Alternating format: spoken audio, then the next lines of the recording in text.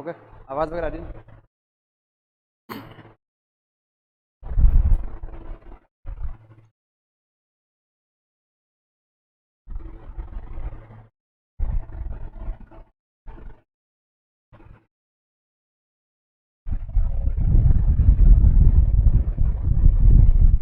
नमस्कार विद्यार्थियों, कैसे हो भाई? सब अच्छे हो? तो देखो, आपने टॉपिक चल रहा है पत्र व प्रारूप लेखन। तो इसमें आप ऐसे लाइन हाइन छोड़ने के चक्कर में ज़्यादा प्रेशर मत होना। वो जब आप ऑफलाइन क्लासों में आओगे तो ऑफलाइन में भी मैं यही करवा रहा हूँ, तो बच्चों के और देख लेना आप। और वैसे आपके फोटो को भी और भेज देंगे। हालांकि एक प्रारूप भेजा है मैंने जो अपनी बुक में से ही है। अपने अभिव्यक्ति और माध्यम एक बुक है जो 11th-12th की एक ही है, उसमें पत्रों के प्रारूप दे रखे हैं। तो उसी हिसाब से आपको मानना है। नहीं तो आप जो भी, चाहे एक्सीलेंट पढ़ते हो, संजीव पासबुक पढ़ते हो, जो भी मैटर जहां भी देखोगे पत्रों के प्रारूप अलग अलग होते हैं, लेकिन अपने को जो किताब के अंदर प्रारूप दे रखा है उसी को सही मानना है, क्योंकि माध्यमिक शिक्षा बोर्ड अपने ही प्रारूप को सही मानता है। तो इसलिए आप ऐसे अलग अलग किताबों से भ्रमित मत हो जाना, ठीक है? क्योंकि सीबीएसई बोर्ड में देखते हो सारा पैटर्न बाईं ओर ही होता है, लेकिन माध्यमिक शिक्षा बोर्ड की जो बुक है और उसमें जो प्रारूप बना रखा है अपने उसके अकॉर्डिंग चलना है। समझ रहे हो ना आप? तो कल एक अर्थशास्त्र के पत्र लिखा था, एक अर्थशास्त्र के पत्र और लिख लेते हैं। आज वाले में मैं लाइनें भी बता दूंगा आपको। कई बच्चे बोलते हैं लाइनों का पता नहीं चलता है, तो लाइन की कोई दिक्कत नहीं रहेगी। देखो, पत्र में लाइनों से मतलब होता है पत्र में स्पष्टीकरण होना चाहिए। जो बातें अलग अलग है वो अलग अलग दिखनी चाहिए, बस यही होता है। बाकी लाइनें छोड़ना वो नहीं होता है। जैसे अलग बात ऊपर है तो फिर वो अलग होनी चाहिए, फिर इधर वाले अलग, इधर वाले अलग, फिर नीचे है तो वो अलग उस लाइन में नहीं होनी चाहिए, और अलग अलग दिखनी चाहिए वो साफ। तो उसके लिए आप एक एक लाइन छोड़ भी सकते हो जहाँ जरूरी हो वहां पर। मान लो स्पष्टीकरण नहीं रह रहा है, दो चीजें एक साथ मिल रही है, तो लाइन छोड़ दिया करो आप। और पत्र अधिकतर नए पेज से शुरू किया करो आप। बोर्ड में भी ये ध्यान रखना है। मान लो कोई नहीं तो 4-5 पंक्ति बच रही है तो वहां पत्र शुरू नहीं करना है आपको। हाँ, मान लो आधे से भी ज्यादा पेज बचा हुआ है तो पत्र आप शुरू कर सकते हो, क्योंकि वहां फिर पेज छोड़ने के भी कारण बताने पड़ते हैं बोर्ड में। तो वहां यदि ऊपर 4-5 पंक्तियां में लिखी है, बाकी पूरा पेज खाली, तो वहां आप आधा पत्र लिख सकते हो और कुछ रह जाए तो आगे वाले पेज में कर सकते हो ऐसा। लेकिन पेज में 4-5 पंक्तियां ही रही है तो फिर आप नए पेज से शुरू कर देना। तो अर्थशास्त्र के पत्र लिखते भी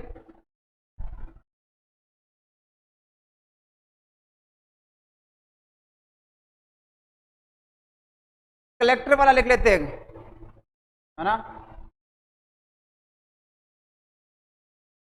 जिला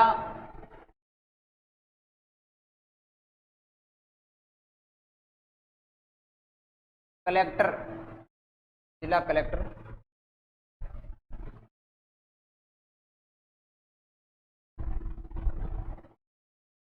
जोधपुर की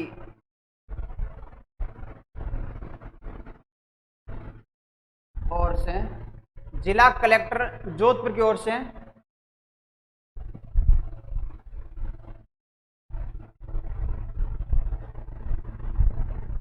रजिस्ट्रार, ये रजिस्ट्रार एक पद का नाम होता है।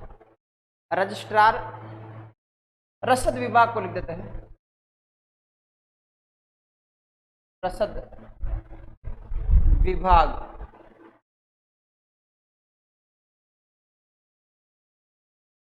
जिला कलेक्टर जोधपुर की ओर से रजिस्ट्रार रसद विभाग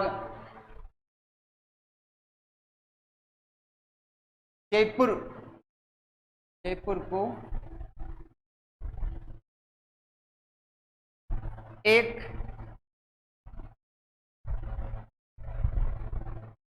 अर्धशासकीय, एक अर्धशासकीय पत्र जिला कलेक्टर जोधपुर की ओर से रजिस्ट्रार रसद विभाग जयपुर को एक अर्धशासकीय पत्र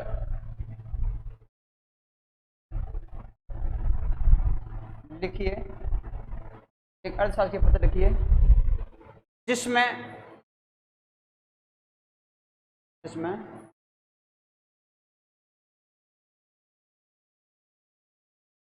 सरकारी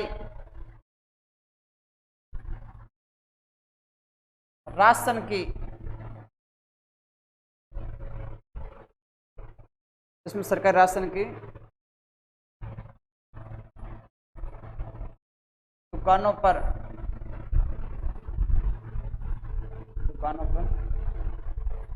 होने वाली, जिसमें सरकारी राशन की दुकानों पर होने वाली अनियमितताओं के संबंध में उचित कार्रवाई करने का आग्रह हो। अनियमितताओं के संबंध में उचित, सरकारी राशन की दुकानों पर होने वाली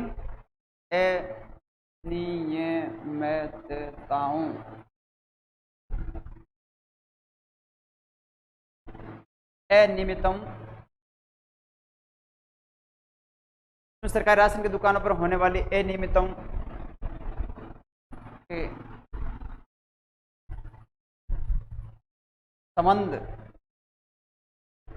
संबंध में उचित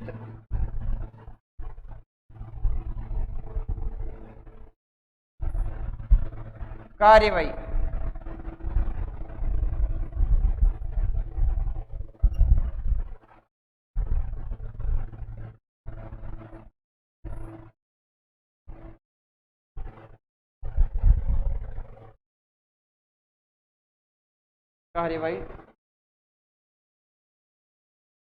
करने का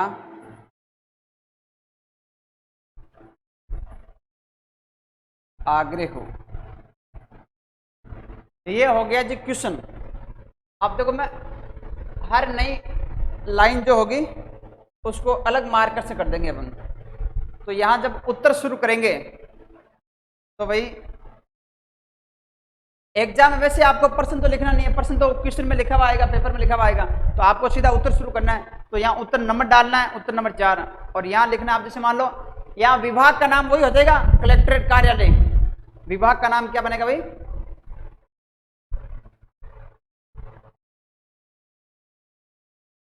कलेक्ट्रेट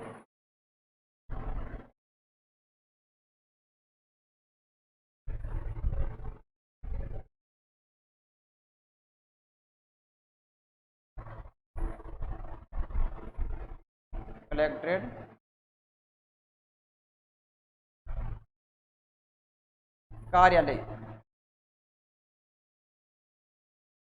कहाँ का भाई? जोधपुर, राजस्थान सरकार। राजस्थान सरकार आ गया। उसके बाद तुम चाहो तो यहाँ स्पष्टीकरण के लिए लाइन छोड़ दो आप। ये एक लाइन छोड़ दी। देखो लाइनों की बात करते हैं तो ये पहली लाइन है, ये दूसरी लाइन है, फिर तीसरी लाइन आपने छोड़ दी, एक और छोड़ दो, 4 लाइन आपने छोड़ दी। फिर यहाँ पर इस तरफ आपको क्या लिखना है? इस तरफ लिखना है आपको जोधपुर, और आगे आ जाते दिनांक।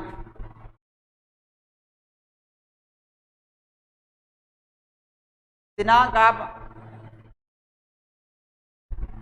जोधपुर के नीचे भी लिख सकते हो और जोधपुर के आगे भी लिख सकते हो ना। जोधपुर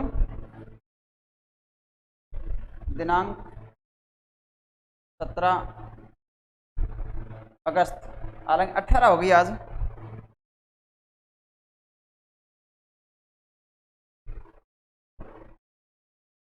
अगस्त 2021 ये हो गई जी तारीख। अब फिर आप इस लाइन में कुछ मत लिखो। किस लाइन में? जहां आपने ये लिखा है ना जोधपुर, इसमें कुछ मत लिखो। इसके नीचे आपको क्या लिखना है भाई? हालांकि आप यहाँ देखो अलग मार्कर से लिख सकते हो ताकि पता रहे आपको। चलो रहने दो इसे, नहीं तो गड़बड़ हो जाएगी फिर।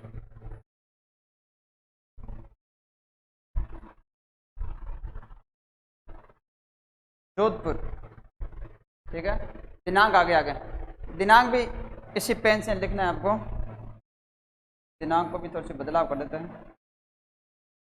दिनांक में दिन लिखो और आगे लिख दो 18 अगस्त 2021। ये लाइन आपने छोड़ दी। इस लाइन के नीचे वाली में आपको क्या लिखना है? पत्र क्रमांक की बजाय आप ऐसे लिख ले, अर्धशास्त्रीय पत्र क्रमांक है ना। यहाँ पत्र क्रमांक लिख दिया तो भी चलता है, फाइल नंबर लिख दिया तो भी चलता है। अर्धशासकीय पत्र क्रमांक 1635, आगे तारीख लगा दो आप 18/8। सब थोड़ी सी बदलाव रहता है यहाँ, 7 कर दो यहाँ 18/7। ये हो गया भाई अर्धशासकीय पत्र क्रमांक। अब इसके नीचे वाली पंक्ति में जो लिखना है वो आगे लिखते हैं। इस तरफ आता है प्रेषक का नाम। यहाँ क्या लिखोगे?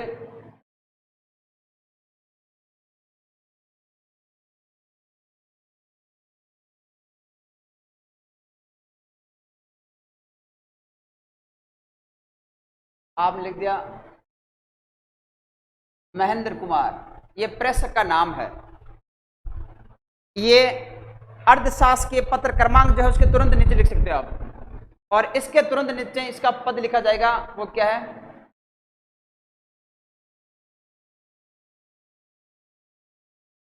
कलेक्टर। कलेक्टर क्या हो गया भाई? इसके पद का नाम हो गया।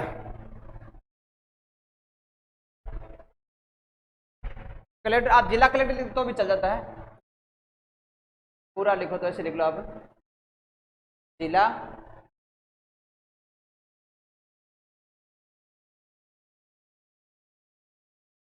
कलेक्टर। ये लो जी भाई, पद का नाम हो गया। अब क्या करना है? फिर आप यहाँ 2 लाइन तो हो गई, ये कुछ नहीं लिखना इनमें। फिर छोड़ दो आप 1 लाइन, 2 लाइन छोड़ दो स्पष्टीकरण रखने के लिए।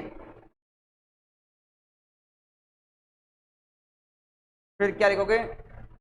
यहां पर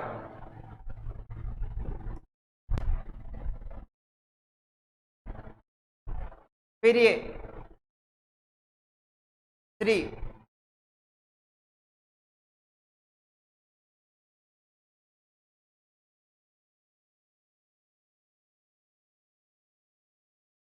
माथुर जी, ये प्रेषक के लिए संबोधित शब्द है। जो महोदय लिखते हैं ना, उसकी जगह महोदय ना आकर ये इस प्रकार आता है। अब देखो, इसके आगे आपको कुछ नहीं लिखना है। नीचे वाली जो पंक्ति है उसको यहां तक कुछ मत लिखो उसमें, फिर यहां से आपको शुरू करना है आगे, है ना। यहां क्या शुरू करोगे? नीचे वाली पंक्ति में दैनिक भास्कर में प्रकाशित समाचार, दैनिक भास्कर में प्रकाशित समाचार एवं प्राप्त शिकायतों से, दैनिक भास्कर में प्रकाशित, प्रकाशित लिखना, प्रकाश कर दिया मैंने। दैनिक भास्कर में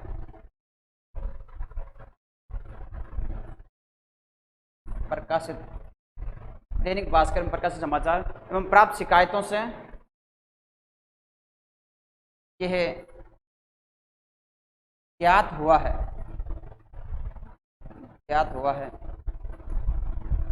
कि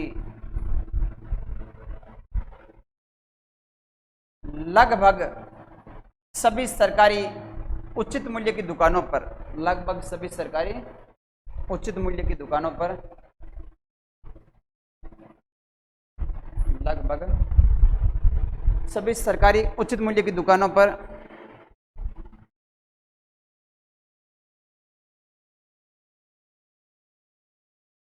ज्ञात है कि लगभग सभी सरकारी उचित मूल्य की उचित मूल्य की दुकानों पर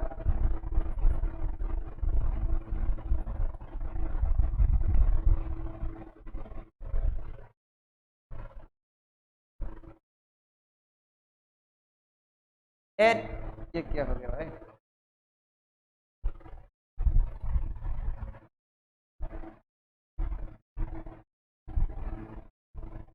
अनियमितताएं,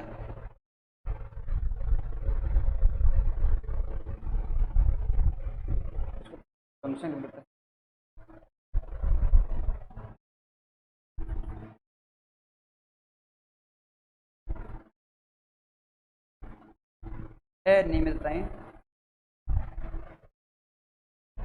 सभी सरकारी उचित मूल्य की दुकानों पर अनियमितताएं हो रही है,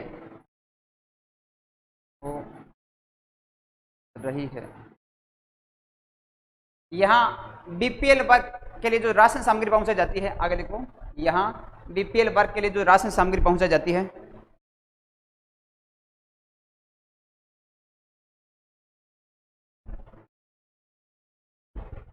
अनियमितताएं हो रही है, वहाँ बीपीएल मतलब जो बैकवर्ड लोग हैं, पिछड़े हुए लोग हैं, उनके लिए सरकार जो राशन सामग्री पहुंचाती है, उसमें जैसे लोगों को केरोसिन वगैरह, गेहूं वगैरह मिलते रहते हैं, तो वहाँ बीपीएल वर्ग के लिए जो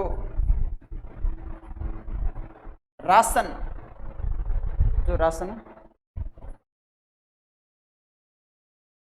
सामग्री पहुंचाई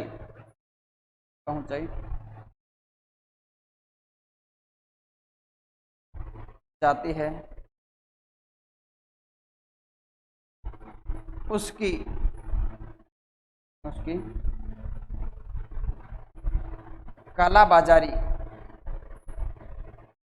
उसकी कालाबाजारी होती है, उसकी कालाबाजारी सही लिखा है ना, देख लेना।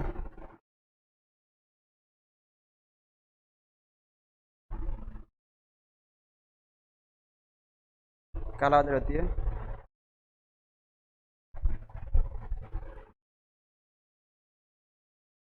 यहाँ तक कि पेट्रोल भी, या यहाँ तक कि केरोसिन भी पेट्रोल पंप पर बेचकर मिलावट का कार्य होने की सूचना मिली है।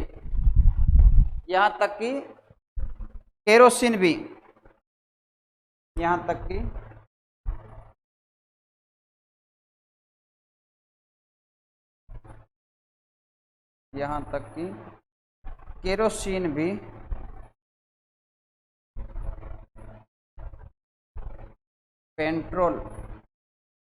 केरोसिन भी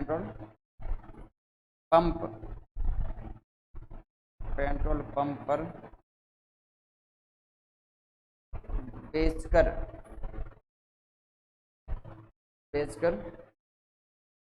आगे लिख लेते हैं, मिलावट करने की सूचना मिली है। मिलावट का कार्य करने की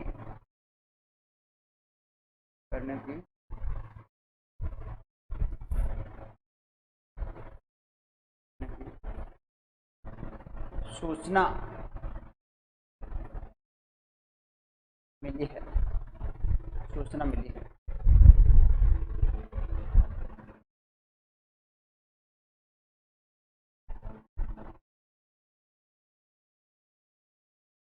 अब ये बात के बाद में आपको नई बात लिखनी है भाई।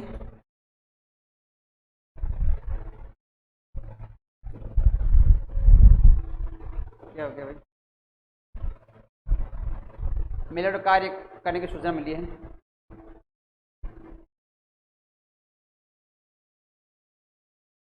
अतः इस संदर्भ में उचित कार्यवाही कर ऐसे दुकानदारों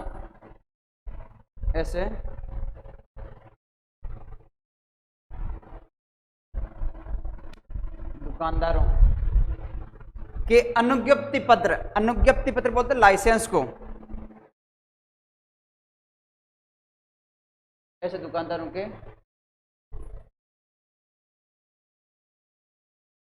अनुज्ञप्ति पत्र रद्द किए जाए ताकि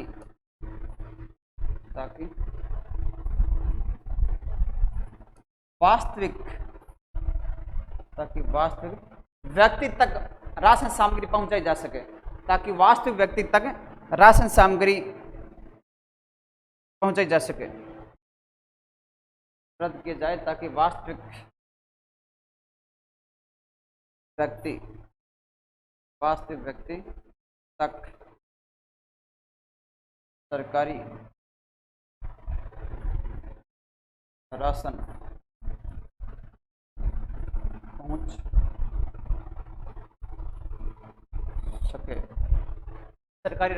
पहुंच सके।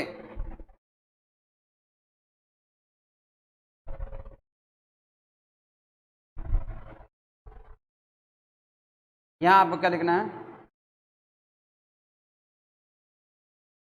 शुभ कामनाएं, या लिख सकते आप से प्रेम। थोड़ी सी इस तरह लिखते हैं इसको।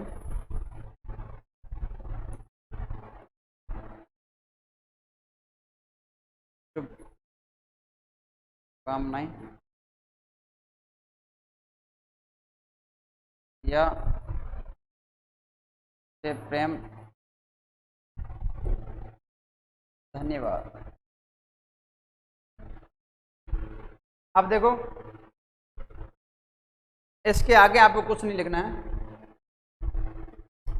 इसके नीचे वाली पंक्ति में इस तरफ क्या आएगा भाई? इस तरफ आता है आपका, क्या आएगा? आपका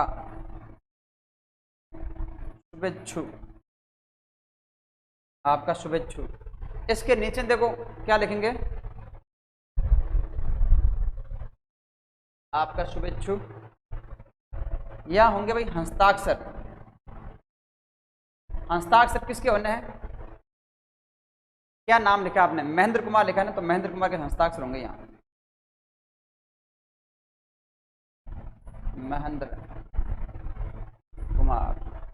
महेंद्र कुमार के हस्ताक्षर हो गए भाई। फिर वापस नीचे क्या लिखा जाएगा?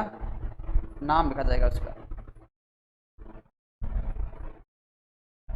महेंद्र कुमार। ये मतलब हस्ताक्षर है। मैंने इसलिए ऐसे किया क्योंकि ये वैसे लेटर हेड होता है ना, उसी के हिसाब से लिखा जाता है। तो यहाँ आपको लिखना है ऐसे, हस्ताक्षर ही है। तो हस्ताक्षर अपने हिसाब से कोई कैसे करता है, कोई कैसे करता है। उसके बाद देखो, ये जो 3 पंक्तियां हैं, 1 2 और 3, ये रहेगी भाई खाली। 3 पंक्तियां क्या रहेगी? खाली रहेगी।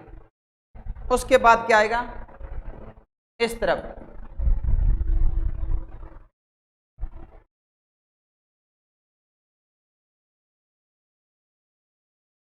श्री, आपने सरनेम क्या लगाया? माथुर लगाया, श्री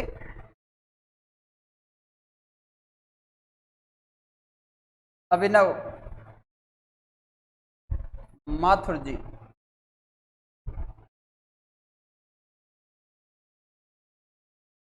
रजिस्ट्रार रसद विभाग, रजिस्ट्रार रसद विभाग। क्या लिखा भाई क्वेश्चन में? जयपुर, है ना? रजिस्ट्रार रसद विभाग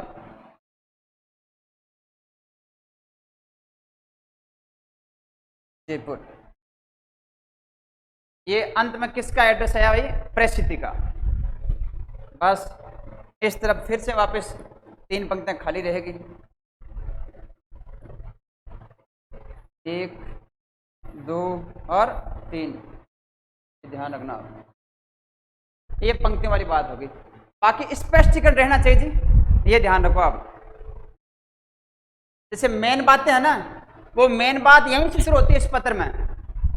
अब कई जगह आपको ऐसे भी मिल सकता है, तो इधर लिखा है ना आपने, जैसे आप एक्सलेंट या संजीव पास वगैरह पढ़ते हैं, उनमें प्रारूप से ही नहीं दिए होते, तो उनके अनुसार नहीं चलना अपने को अपनी बुक के अनुसार।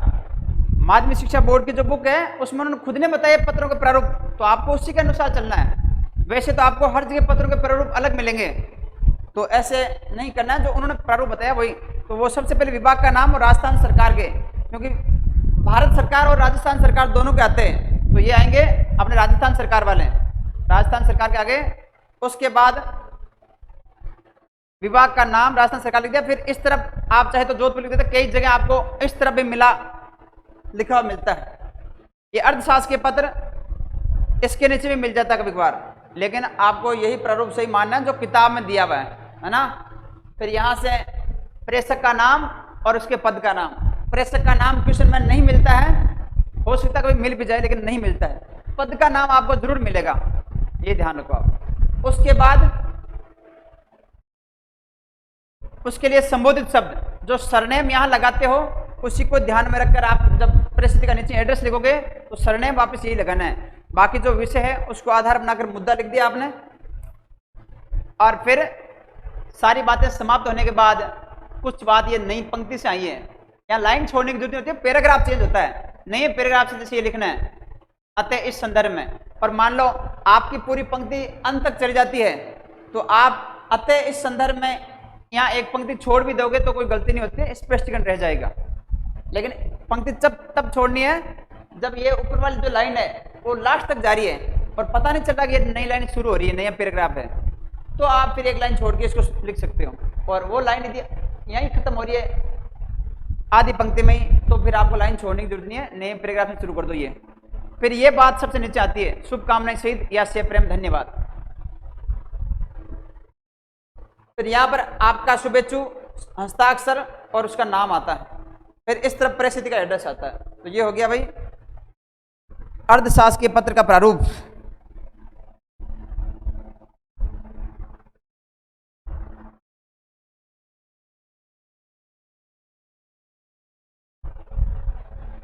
अब आगे देखो, मेरे ख्याल से तो अर्थशास्त्र के पत्र तो ठीक है, और भेज देंगे आपके पास एक दो।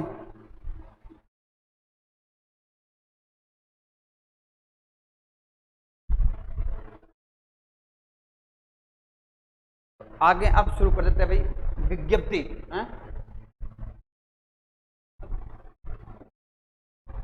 क्या है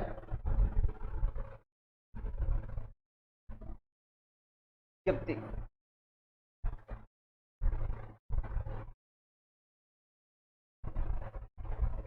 CO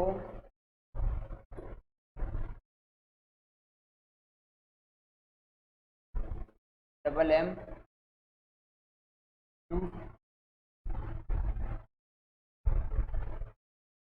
COMMUQUI केमिन्यू की स्पेलिंग क्या होती है भाई?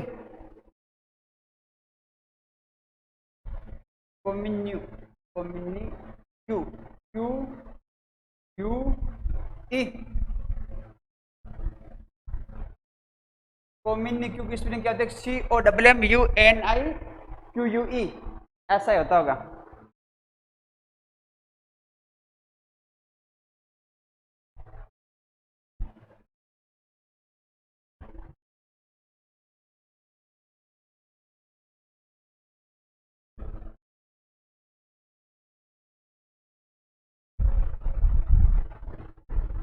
तो विज्ञप्ति की परिभाषा क्या होती है भाई?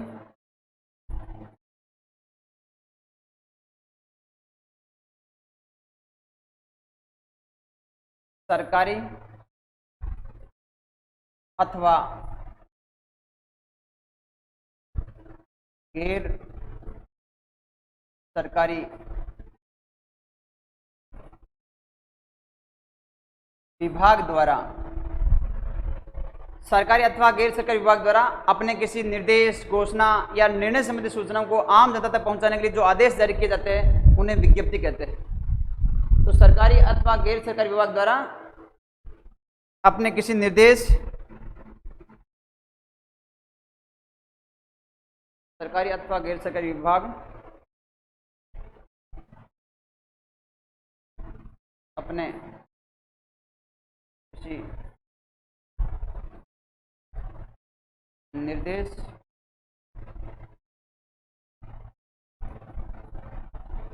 निर्णय, घोषणा आदि आदि से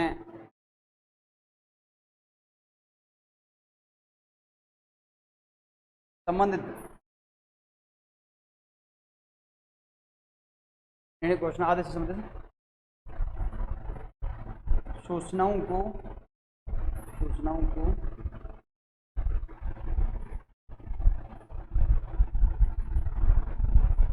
आम जनता तक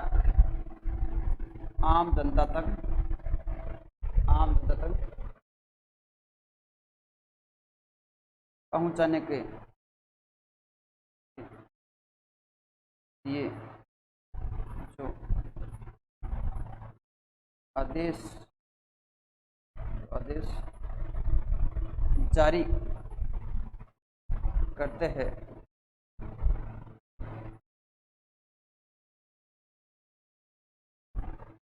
उन्हें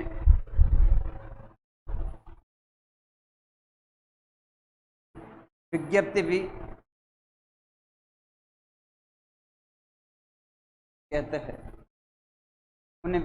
कहते हैं।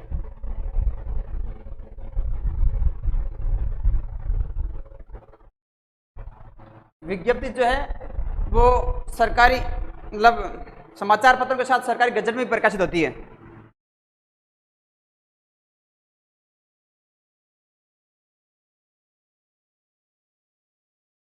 विज्ञप्ति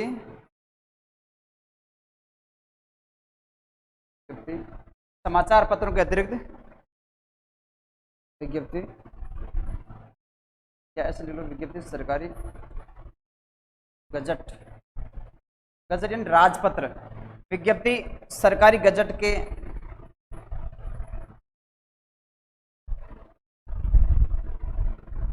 अतिरिक्त, विज्ञप्ति सरकारी गजट के अतिरिक्त समाचार, विज्ञप्ति सरकारी गजट के अतिरिक्त समाचार पत्रों में भी प्रकाशित की जाती है।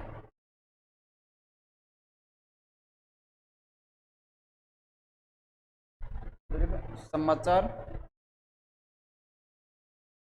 पत्रों में भी प्रकाशित की जाती है। आगे देखो,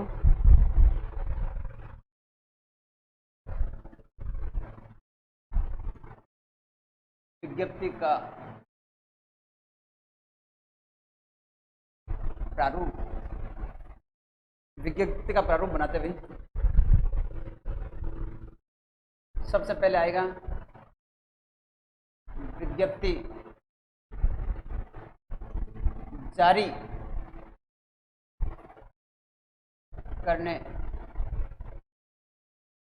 वाले विभाग का नाम व नाम देखो यहाँ पर नाम और नीचे आता है पता, नीचे वाली पंक्ति में आएगा पता। ये एक पंक्ति है भाई और ये दूसरी पंक्ति नीचे, फिर एक पंक्ति छोड़ दो आप, छोड़ दी पंक्ति, एक इस तरफ आएगा क्रमांक, इस क्रमांक के सामने इस तरफ आएगी दिनांक,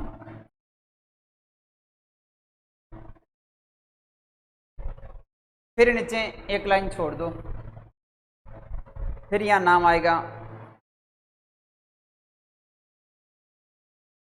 विज्ञप्ति,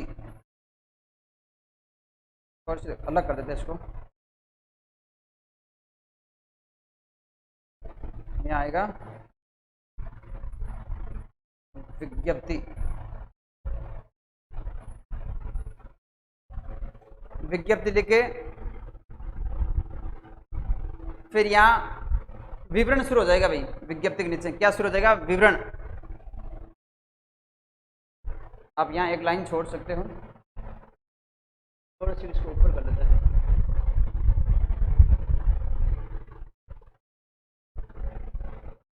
एक लाइन छोड़ने के बाद यहाँ आएगा विवरण, मतलब विज्ञप्ति। एक दो जो भी लाइन है, विज्ञप्ति बिल्कुल छोटी होती है तो 2-3 लाइनें में आपको इसको समाप्त करना है, और अंत में इस तरफ आता है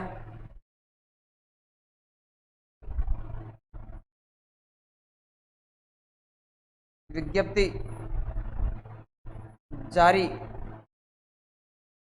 करने वाले के, देखो एक पेज और खराब होगा अपना यार, ये क्या यहाँ आ नहीं रहा, काम पूरा बन नहीं रहा अपना,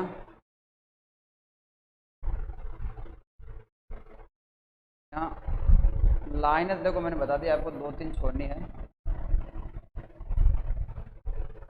तो थोड़ी सी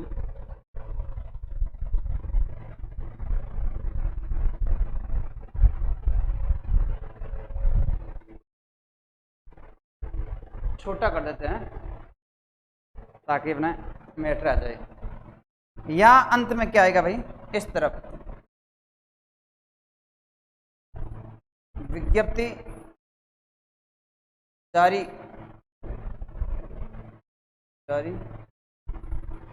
करने वाले के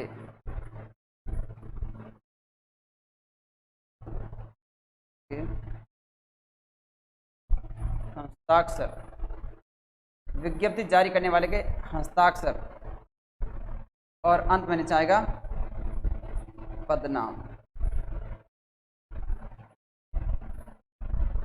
बस विज्ञप्ति का प्रारूप इतना ही होगा, विज्ञप्ति का प्रारूप इतना ही होता है भाई, ये ध्यान रखना आपको। और ये जो चीजें हैं ये इस तरफ भी आती है सीबीएसई बोर्ड में, राजस्थान बोर्ड में इस तरफ आती है, लेकिन इस विज्ञप्ति के अंदर आप दोनों तरफ कहीं भी लिख देना, ये बातों की छूट है, क्योंकि दोनों तरफ लिखी हुई किताबों में भी, तो आप चाहे तो ये इस तरफ भी आ सकती है और इस तरफ भी आ सकती है। राजस्थान बोर्ड में पहले जो है इतनी साल इस तरफ ही आ रहा था ये मैटर, लेकिन अभी आप चाहे तो विज्ञप्ति जारी करने वाले जो हस्ताक्षर साइन है वो इस तरफ भी आ सकते हैं। तो ये मैं कल आपको और इसमें लिखवाते समय बता देंगे। अभी टाइम भी देखो काफ़ी होने लग गया है, तो आज तो क्लास यहीं समाप्त करते हैं। कल आपको एक दो विज्ञप्ति लिखवाएंगे और प्रारूप सभी के भेज दूंगा मैं आपको, आपके पास सभी के लिखे हुए टाइपिंग मैटर भी आ जाएगा पत्रों का। अभी क्या इसमें उल्टी सीधी पीडीएफ जो चढ़ती है ना आपके, जैसे मैंने देखा था संधि चढ़ गई, संधि के पीडीएफ चढ़ गई थी, तो उसमें हमारी गलती नहीं होती है, वो जो कंप्यूटर वाले चढ़ाने वाले स्तर होते हैं उन्हीं की गलती होती है, क्योंकि हम तो यहाँ से सेव करके जाते हैं, हमारी तरफ से काम कंप्लीट होता है। अब आपके पास कोई पीडीएफ नहीं आती है या कोई गलत आती है तो उसके जिम्मेदार हम नहीं होते भाई, हमारा काम तो सही चलता है। तो आज की क्लास यहीं समाप्त करते हैं। धन्यवाद।